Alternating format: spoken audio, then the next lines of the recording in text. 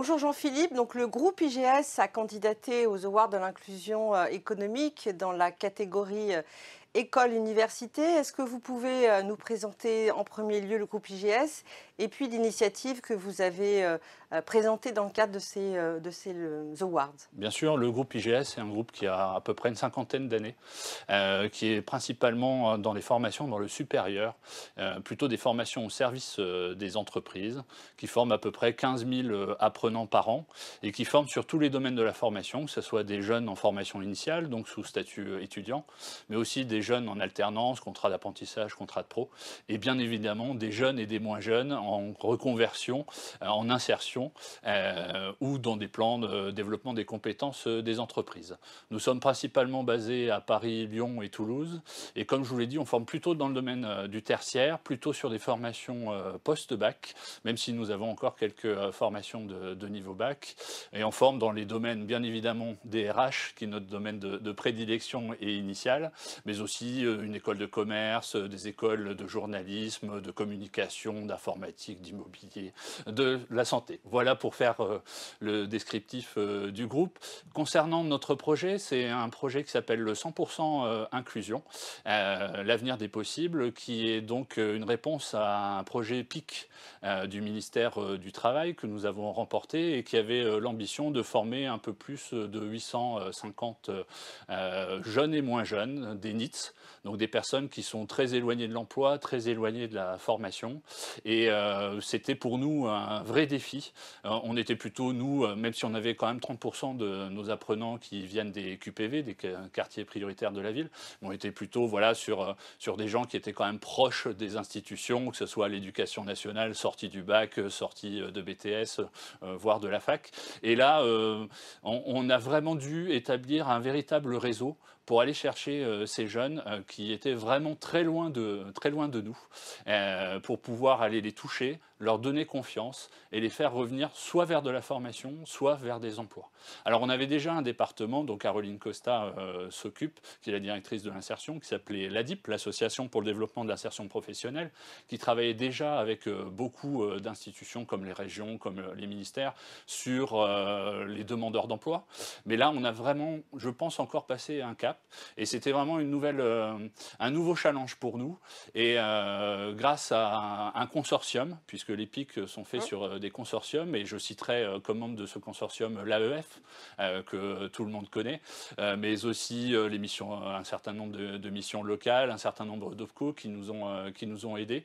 Et grâce à la société Deviens, à Iman Kajou qui travaille avec nous, on a réussi à tisser des liens avec tous les réseaux sportifs, les réseaux associatifs qui sont dans les banlieues et qui, parce que eux justement ont la confiance établie avec ces jeunes, et moins jeunes, puisque ça allait jusqu'à 26 à 30 ans, ont pu justement leur dire, bah, écoutez, venez voir le groupe IGS, ils ont des choses à vous proposer, ils ont une technique peut-être assez intéressante, puisqu'on a fait plein de choses, on a fait du théâtre, on a fait de la remédiation, on a fait de la sophrologie, tout ce qui pouvait leur permettre de reprendre un peu confiance en eux, de reprendre aussi confiance en nous, et donc de pouvoir les former et leur donner après des accès soit aux entreprises, puisque là aussi on a pu bénéficier de notre réseau d'à peu près 8500 entreprises, et de leur en faire bénéficier, voilà, de leur apprendre les métiers, de leur dire pour quelles choses ils seraient certainement meilleurs que d'autres.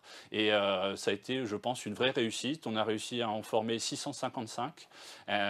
Et surtout, ce dont on est fier, c'est que maintenant on a modélisé ce système pour aller trouver ces jeunes qui sont un peu à l'abandon de tous. Et on relance ça alors sur là, nos formations en alternance, sur nos formations bac et bac plus 2, principalement en alternance. Et donc on va encore essayer de remettre le pied à l'étrier à de nouveaux jeunes et je l'espère dans les prochaines années pouvoir continuer là-dessus.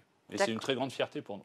Très bien, merci. Alors, est-ce que vous pourriez nous dire quels sont finalement les points forts ou les points saillants de cette nouvelle initiative, de cet engagement de la part du groupe IGS? Alors je pense que le premier des points forts, ça a été le consortium, c'est-à-dire aller chercher des gens qui ne travaillent pas forcément entre eux, se faire confiance entre nous aussi, puisqu'il y avait des acteurs publics, il y avait des acteurs du monde paritaire, comme les OPCO, et puis il y avait aussi quelques organismes de formation qui ont travaillé avec nous. Donc ça a été la première des choses, réussir à donner la confiance à tous ces acteurs différents et à les faire travailler ensemble, ce qui n'est pas toujours le plus simple, mais je pense que c'était le premier point saillant. Le deuxième point saillant, c'est d'avoir réussi quand même à gérer un nombre important de personnes et avoir réussi à avoir 60% de personnes qui débouchaient réellement vers une formation ou vers un métier. Je trouve que c'est vraiment un beau résultat là-dessus. Et le troisième point que je trouve très important,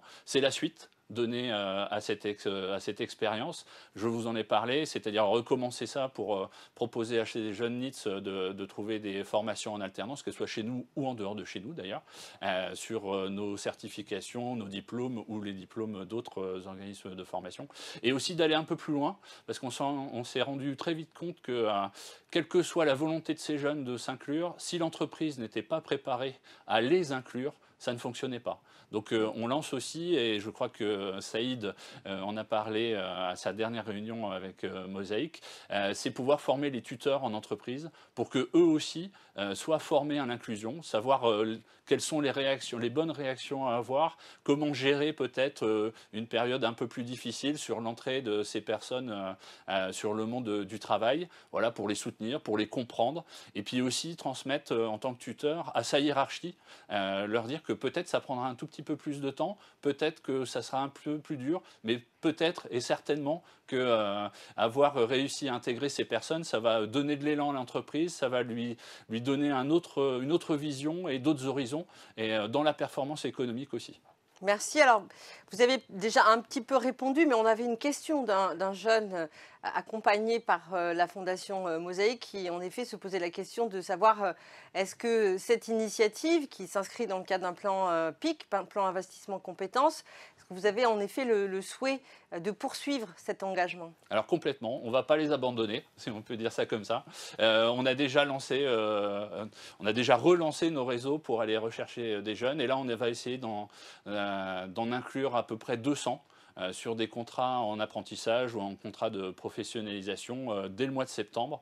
Et donc bien sûr de leur trouver de les sélectionner, qui nous accordent à nouveau cette confiance, et deux, de les placer dans nos entreprises partenaires pour que leur avenir soit assuré. Très bien, merci beaucoup pour votre témoignage et l'engagement du groupe IGS. Merci. Merci à vous.